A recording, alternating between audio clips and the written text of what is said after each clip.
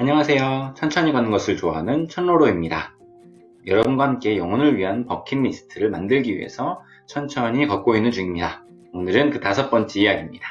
우선 지난 시간에 천천히 고민했던 내용 생각이 날까 모르겠네요. 바로 시간의 법칙입니다. 우리는 누구나 할 것 없이 시간을 보냅니다. 모두에게 똑같이 주어진 시간이죠. 하지만 누구에게나 그 시간이 똑같은 의미를 가지는 것은 아닙니다. 어떤 시간은 의미 있게 지나가고 어떤 시간은 의미 없이 지나갑니다. 이것은 시간을 보내고 난 다음 찾아오는 결과를 통해서 결정이 됩니다. 1만 시간의 법칙, 어떤 분야에 1만 시간을 투자하면 전문가가 된다. 하지만 정말 오래 꾸준히 하고 있기는 한데 영 결과가 없기도 하죠. 노력이 우리를 배신할 때가 있습니다. 왜냐하면 결과를 내는 것은 시간의 양보다 질이 중요하기 때문입니다. 그래서 성공하는 사람들의 시간관리 습관을 함께 나누었습니다. 성공하는 사람들은 시간을 아주 의미 있게 보내고 이것을 습관화시킵니다. 그렇게 심혈을 기울여서 올바른 방법으로 시간을 낭비하지 않고 집중을 하니까 성공을 하게 되는 것입니다. 우리도 마찬가지입니다. 대충 성경을 읽어서 되는 것이 아니에요. 대충 시간을 맞춰서 기도한다고 해서 되는 것이 아닙니다. 우리도 영혼을 위해서 올바른 습관을 가져야 합니다. 성경을 읽었으면 깊이 있게 묵상하고 삶으로 이어지게끔 적용하고 말씀대로 살게 해달라고 기도하고 삶으로 살아내는 데까지 이어져야 의미 있는 결과가 나타난다는 것입니다. 잊지 마세요. 시간을 대충 보내서는 승산이 없습니다.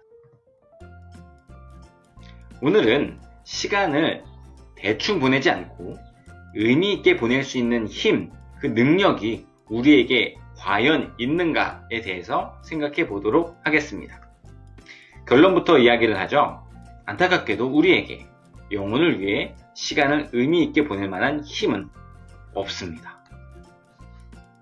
사실 우리는 이 세상을 살아가는 데 있어서 우리의 힘을 의지하면서 사는 것이 아닙니다. 내 힘으로 사는 것 같지만 내 힘으로는 도저히 할 수 없는 일들이 있습니다. 예를 들어 볼게요. 갑자기 정전이 되었다고 가정해 봅시다. 전기가 나간 거죠. 만약에 전기를 쓸 수 없다면 어떻게 될까요? 지구 전체의 전기가 갑자기 끊겨버리면 생기는 충격적인 재앙들 시작합니다. 4위, 온 세상의 전기가 갑자기 끊어져 버리면 정말 다양한 일이 일어날 겁니다. 영화 제5침공을 보면 외계인들이 가장 먼저 한 것이 전력 차단이었죠. 영화 속에서 인류는 순식간에 저항력을 잃어버립니다. 전기가 갑자기 끊겨져 버린다면 가장 먼저 와닿는 변화는 바로 우리 주변에 어떠한 음악 소리도 들을 수 없다는 것. 화장품, 옷가게, 식당, 쇼핑몰 곳곳에서 요란하게 울려대던 신나는 음악 소리는 한순간 정적이 되어버릴 겁니다. 어디 음악뿐일까요? 여러분이 보고 있던 인터넷 강의, 예능쇼, 드라마, 영화, 지금 보고 있는 이 영상조차도 갑자기 볼 수 없을 텐데요. 이는 우리의 삶에 퍼져있는 다양한 콘텐츠들의 거의 대부분이 전자기기를 통해서만 동작하기 때문이죠. 컴퓨터 안에 전기가 흐르냐 흐르지 않느냐에 따라 0과 1이라는 숫자로 표현하는 방법을 알게 된 인류는 전기를 빠르게 흘려보냈다 보내지 않았다가를 반복하면서 엄청나게 빠른 속도의 데이터를 처리하게 되었고 지금은 실시간으로 지구 반대편에서 일어나는 월드컵이나 올림픽 경기를 볼 수도 있죠. 그러나 인공위성을 통한 통신도 전파를 받지 못하면 연락이 닿을 수 없고 데이터화된 정보를 수신받을 전자기기 역시 전기 에너지가 사라진다면 보낼 수도 받을 수도 없습니다. 여러분이 누리고 있는 모든 영상 음성 서비스 한순간에 사라지는 대재앙이 일어납니다. 3위, 지진, 화산, 쓰나미, 태풍 등 우리는 살면서 다양한 자연재해들을 만나고 또 엄청난 죽음과 사고를 겪게 되죠. 지구 곳곳에 갑자기 전기가 나가버린다면 우리 먼저 가족들이 어디에 있는지부터 챙겨야 할 것입니다. 그러나 자연재해들과는 다르게 온 도시의 정전이 일어나면 이러한 연락조차 불가능해집니다. 휴대폰에 배터리가 남아있다면 가능할까요? 건물 옥상에 가보면 네모난 박스 같은 통신장치들이 통신사별로 있는 것이 보일 텐데요. 이것을 우리는 기지국이라 부릅니다. 하나의 기지국이 커버할 수 있는 통신의 범위를 셀이라고 부르는데요. 휴대폰이 영어로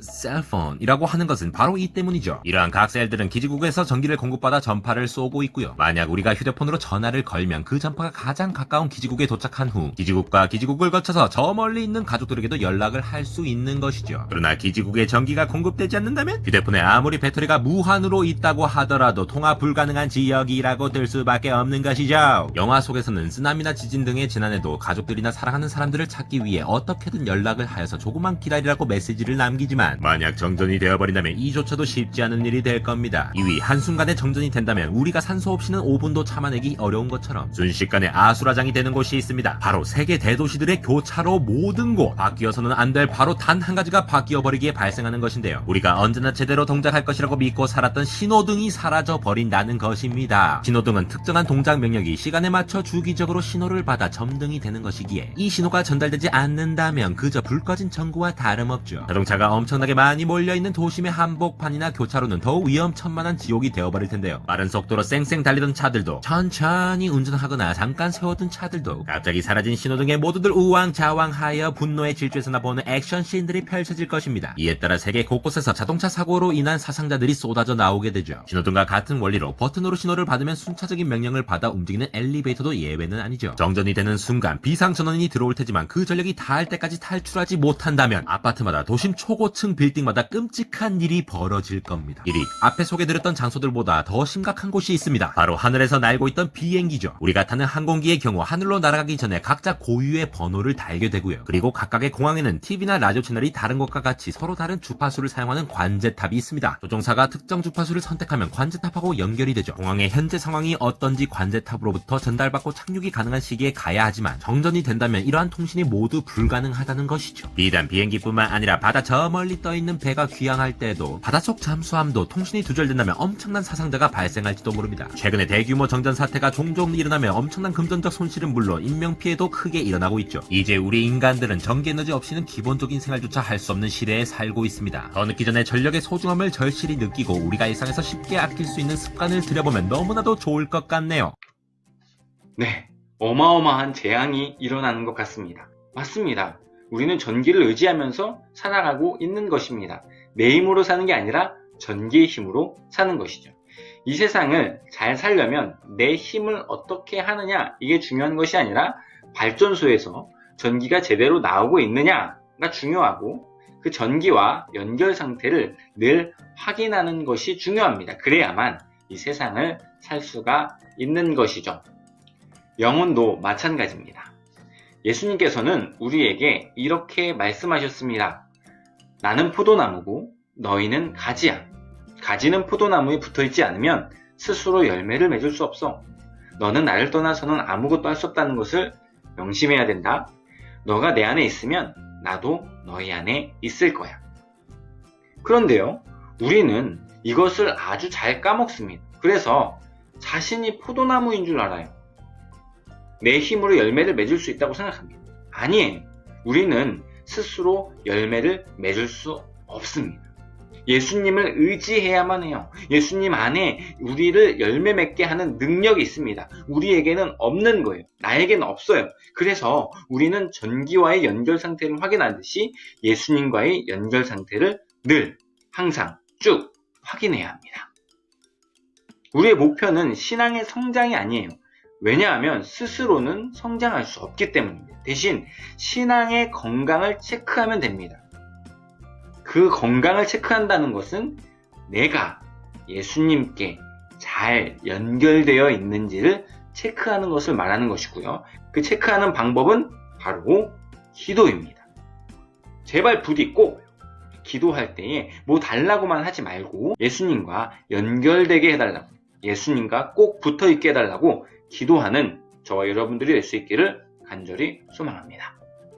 그런데 기도가 쉽지가 않죠. 네, 기도가 잘 나오지 않습니다. 혹 기도한다고 해도 예수님과 연결되게 해달라는 마음을 가지고 기도하기는 어렵습니다. 대신 이것저것 달라는 기도를 많이 하게 되죠. 기도가 잘 안 될 때 하나님께서 가만히 있지 않으십니다. 기도가 잘 안 되면, 그래서 예수님과 연결 상태가 확인될 수 없으면 하나님께서 도와주십니다. 예수님이 포도나무고 우리는 가지면 하나님은 무엇일까요? 네, 바로 농부이십니다. 그 농부가 열매를 잘 맺게 하려고 하는 일이 있는데 그것이 바로 무엇이냐면 가지치기입니다. 가지가 너무 많아요. 자기가 포도나무인 줄 알고 스스로 가지를 만들어내는 겁니다. 열매를 만들어내야 되는데 가지를 만들어내는 것이죠. 그러면 열매를 맺지 못합니다. 그래서 농부가 쓸데없는 가지를 잘라냅니다. 농부는요, 뭐가 쓸데없는 가지인지 정확히 알아요. 우리의 농부 되신 하나님은 완벽합니다. 우리의 삶의 엉뚱한 가지들을 정확히 잘라내실 거예요. 취업의 복 주세요. 건강의 복 주세요. 연애의 복 주세요. 결혼의 복 주세요. 자녀의 복 주세요. 이렇게 했던 가지들이요, 고통스럽게 잘려나갈 겁니다. 왜 그 가지들을 잘라낼까요? 그 이유는 그 가지들이 있으면 예수님과 연결시켜달라는 기도를 못하게 되기 때문입니다. 그래서 그런 가지들이 다 잘라짐을 당하게 될 거예요. 이렇게 가지치기를 당하고 있다면 아프겠죠. 하지만 좋은 소식입니다. 왜냐하면 우리를 예수님께 꼭 붙어있게 만들어주기 때문입니다. 그게 가지인 우리에게 복이에요. 다른 것들이 복이 아니라 예수님께 붙어있는 것, 예수님과 함께하는 것, 그것이 바로 우리에게 가장 큰 복입니다. 그 복을 고백하는 귀한 찬양을 함께 나누도록 하겠습니다.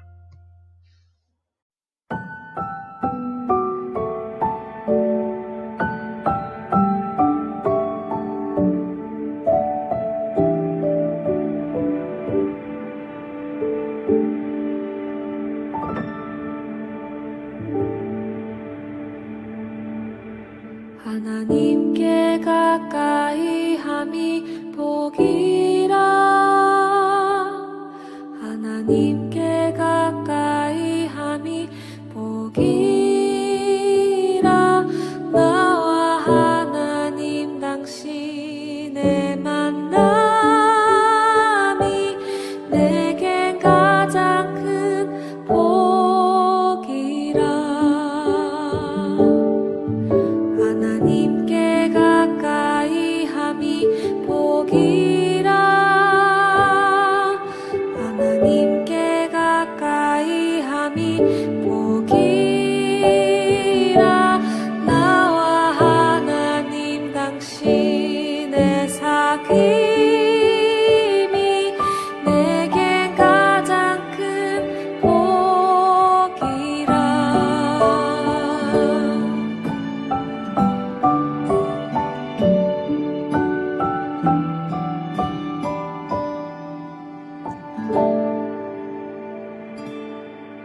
하나님께 가까이 함이 복이라. 하나님께 가까이 함이 복이라. 나와 하나님 당신의 만남이 내겐 가장 큰 복이라. 하나님께 가까이 함이 복이라. 하나님께 가까이 함이 복이라. 나와 하나님 당신의 사귐이 내겐 가장 큰 복이라. 나와 하나님 당신의 만남이 나와 하나님 당신의 사귐이 내겐 가장 큰 복이라.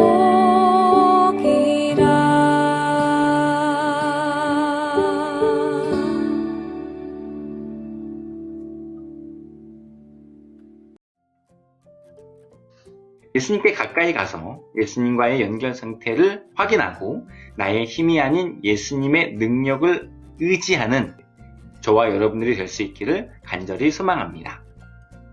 다른 것 기도하기 전에 제일 먼저 예수님과 함께 하겠다고 고백하며 기도하세요. 그러면 영혼을 위한 버킷리스트를 살아낼 수 있을 것입니다. 오늘도 여러분들을 위해 기도하며 응원하겠습니다. 화이팅! 지금까지 천천히 걷는 것을 좋아하는 천호로였습니다.